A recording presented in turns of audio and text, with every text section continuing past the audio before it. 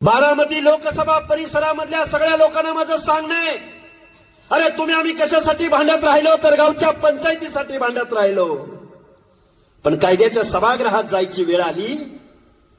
अजितदादा पवार, सुनेत्राताई, सुप्रियाताई, आता तुम्ही म्हणाला यांच्यावरच बोलते ती, यांच्या कुणावर बोलायचं ते जाऊ दे. आता काय ते माहितीये की सगळं किती उगाळायचं तेच. तुम्ही काय करताय नक्की? गावगाड्यातल्या 18 पगड जातीच्या लोकांनी फक्त मतं द्यायला जन्म घेतलाय. तुमचं आज ओबीसी मधलं आरक्षण गेलंय.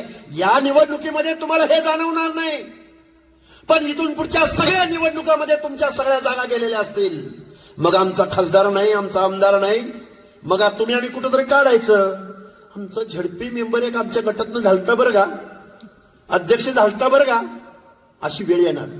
कारण तुम्ही जर घरामध्ये शांत बसला ना, पुढच्या पिढ्यामध्ये तुम्हाला उभं राहायला सुद्धा संधी मिळणार नाही. हे जबाबदारीनं बोलतोय. मग